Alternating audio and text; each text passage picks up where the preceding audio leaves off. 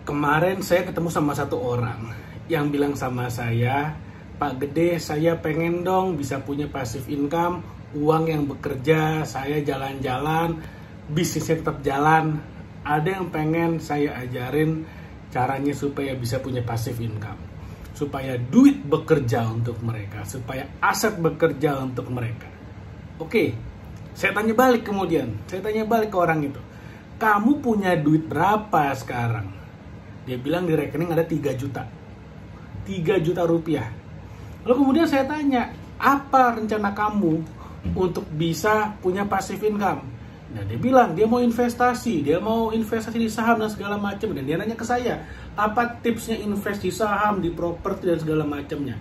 Di sana saya jawab, saya bilang begini, yang namanya investasi, yang namanya passive income itu bukan untuk orang yang tidak punya uang. Saya bilang kayak gitu dulu. Kenapa? Karena dia bilang dia mau bikin uangnya bekerja. Lah, dia nggak punya uang kan, apa yang mau dikerjain? Sesimpel itu. Jadi ini konsepnya salah kaprah. Jadi banyak orang berpikir yang namanya passive income itu adalah ya udah, saya lahir tidak punya apa-apa, saya nggak perlu punya apa-apa, yang penting saya bisa punya income, saya tidur aja.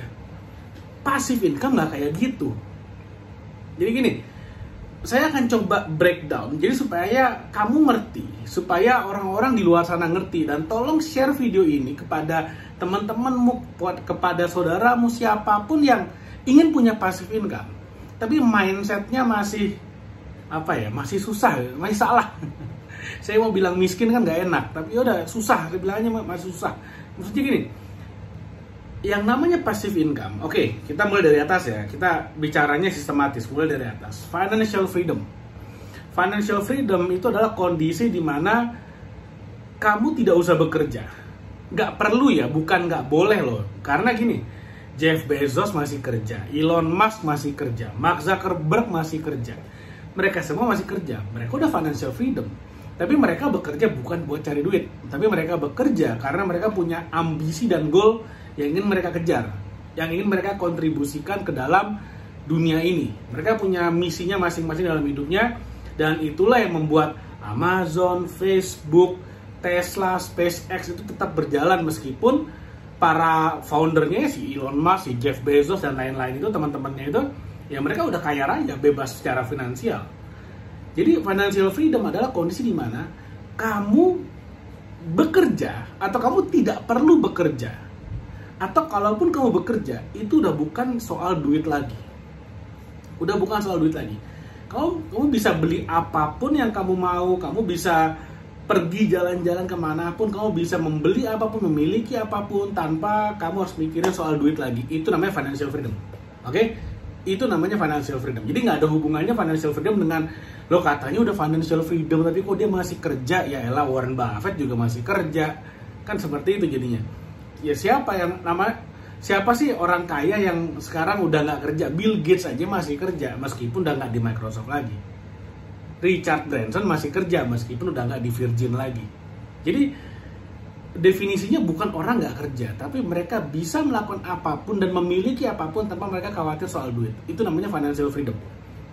Yang pertama, pahami dulu financial freedom. Yang kedua, gimana cara punya financial freedom? Financial freedom itu adalah ketika passive income-mu sudah bisa membiayai gaya hidupmu yang ideal. Yang ideal artinya yang kamu inginkan. Misalnya, kamu suka jalan-jalan, traveling keliling dunia, menghabiskan, saya nggak tahu, saya ambil angka dari langit, 1 miliar per bulan misalnya.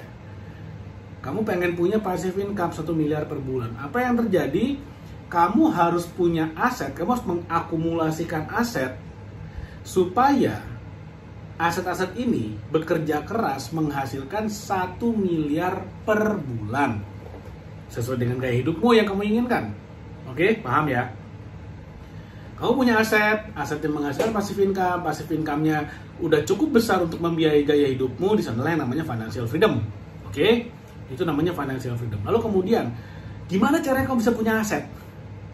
Kan ini sebenarnya jawaban dari orang yang ketemu saya kemarin dan mengatakan, Pak Gede, saya pengen dong tidur dapat duit, saya pengen punya passive income, saya pengen mempekerjakan uang saya pengen punya ternak uang dan segala macamnya itu. Kan ini kuncinya, aset, harus punya aset. Aset ada dua nih. Kalau apa yang saya banyak share dalam YouTube channel ini, aset ada dua. Aset yang kamu miliki karena kamu beli. Yang kedua, aset yang kamu miliki karena ya kamu ciptakan. Contohnya apa? Kalau yang dibeli nih, misalnya properti dibeli, saham, emas, cryptocurrency, Bitcoin dan segala macamnya itu, apapun namanya, beli tuh.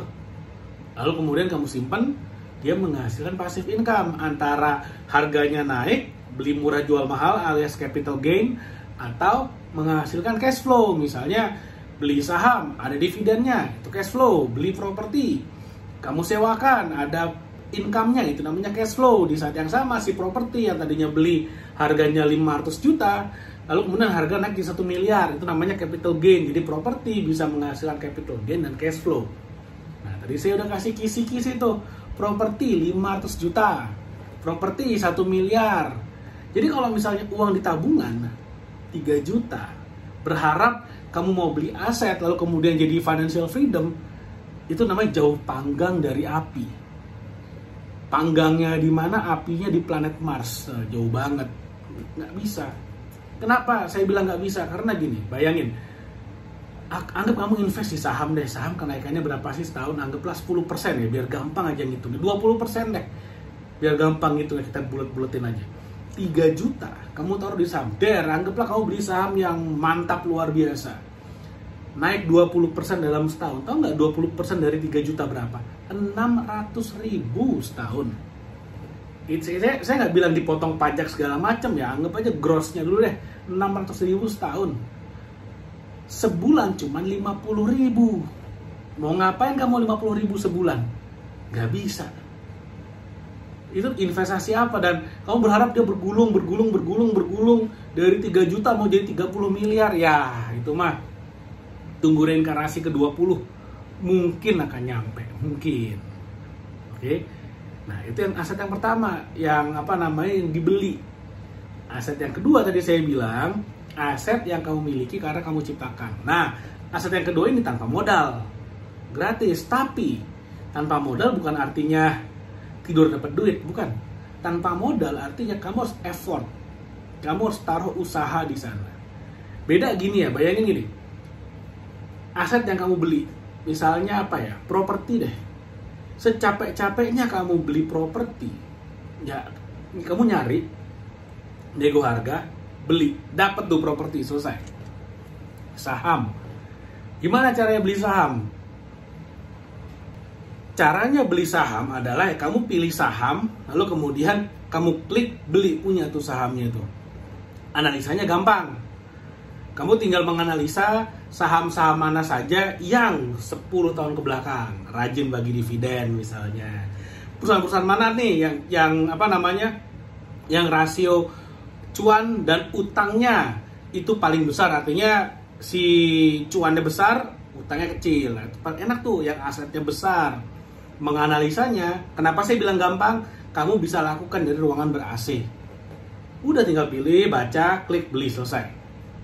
Atau minimal tanya temen yang jago main saham, tanya itu, lu beli apa, gue ikut. Lu beli apa, gue ikut.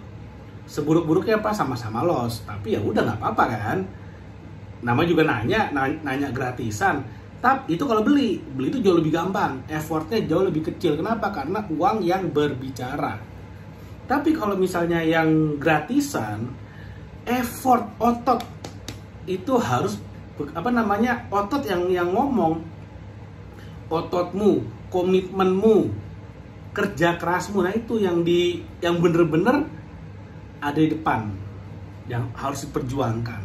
Contoh YouTube channel. Nah, ini saya paling suka ngasih contoh YouTube channel karena kamu nontonnya di YouTube channel. Video ini atau video yang ada di YouTube channel ini, dan saya juga punya banyak YouTube channel lainnya. Itu sekali saya atau tim saya bikin video itu menghasilkan income untuk saya, dan itu namanya passive income.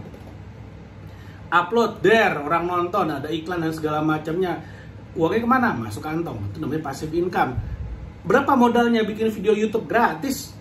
Ini gratis. Modal handphone, modal apalagi namanya wifi ya, kadang-kadang saya nguploadnya juga dari tempat makan. Gratis tanpa modal. Tapi perlu konsistensi, perlu komitmen. Jangan sampai baru bikin 3 video nggak ada hasil, udahan. Terus lakukan. Atau yang kedua, ini saya paling suka juga nih, karena saya lakukan, jadi saya enak ngobrolnya, karena saya lakukan. Jadi affiliate marketing.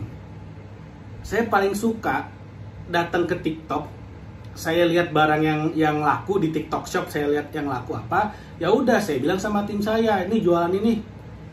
Nanti kontennya dibuatin. Waktu kontennya dibuat, pasang keranjang kuning, komisi dari jadi affiliate, itu passive income. Kenapa menjadi passive income? Karena sekali upload video selama orang belanja, selama videonya FYP, selama orang belanja, maka komisi masuk terus. Yang namanya aset adalah beli sekali hasilnya berkali-kali, atau bikin sekali hasilnya berkali-kali. Kalau duitnya belum ada, ya udah nggak usah mikir beli aset, bikin aja, kan nggak pakai modal.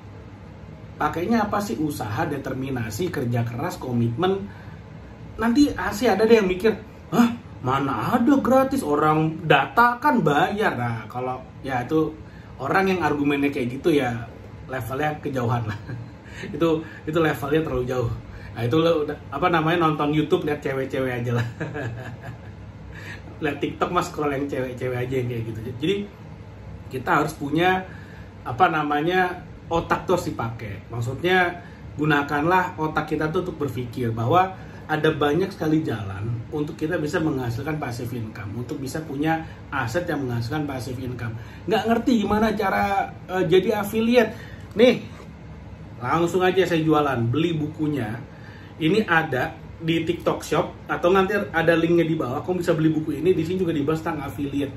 Diajarin gimana caranya jadi affiliate, kamu bisa punya passive income sebagai affiliate marketer. Oke, mudah-mudahan apa yang saya share bermanfaat. Jangan lupa like video dan share video ini, dan subscribe YouTube channel ini. Thank you, sampai ketemu lagi di video berikutnya.